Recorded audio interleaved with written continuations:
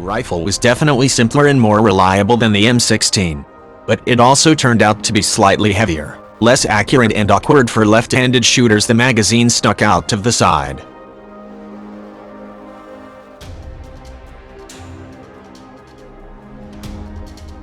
In the early 1970s, the Defense Advanced Research Projects Agency worked on a low-maintenance rifle concept, or LMR. DARPA thought the new weapon could be a replacement for the troubled M16 rifle.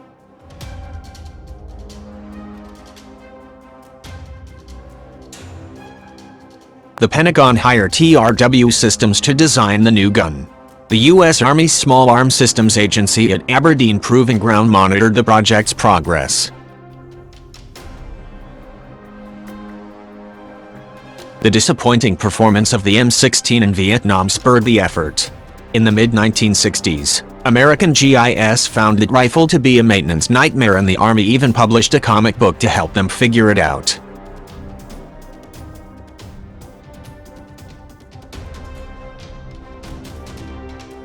The M16's poor showing in Southeast Asia prompted a slew of upgrades to help keep the guns working and troops alive. The ground combat branch had worked out many of the rifle's kinks by the end of the decade.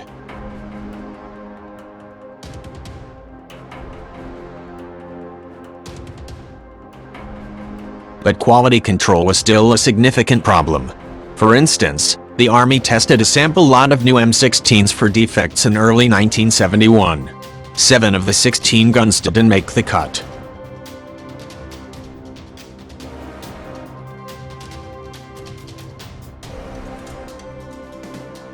DARPA asked TRW for a rifle that would solve these continuing problems.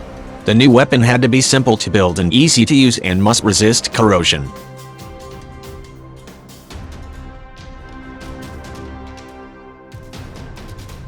The gun also had to have semi-permanent solid film lubrication. Solid film lubes are effectively painted and only require periodic touch-ups. By contrast, soldiers had to regularly grease up their M16s.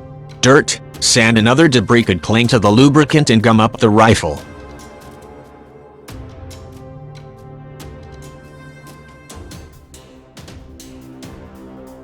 The new LMR also had to be accurate, even when firing on full automatic. Reports from Vietnam suggested soldiers were not shooting accurately, even if the exact reasons were unclear.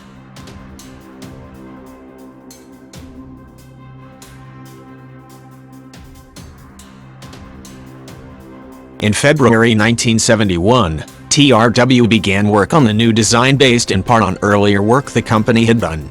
The company built 3 prototypes and turned them over to the Pentagon.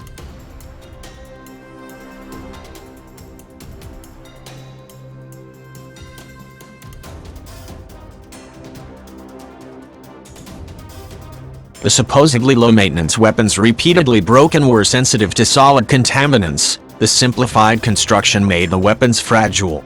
Also, TRW had designed the new guns to shoot 5.6mm darts called fléchettes. But the special ammunition was originally designed for a completely different weapon and was no longer in production.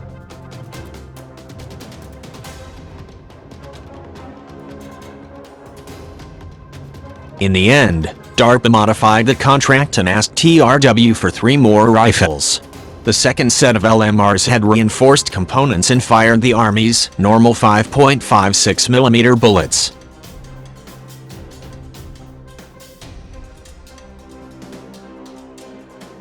The new guns functioned relatively smoothly, but remained sensitive to dust and grime. Still, the Pentagon's testers said the LMR was a significant improvement over the M16.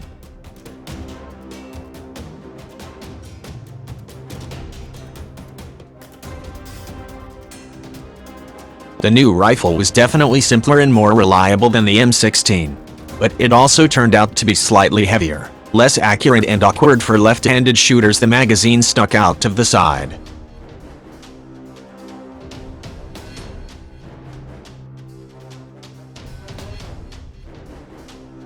Instead, the Army chose to tweak and upgrade the M16, which soldiers own to this day.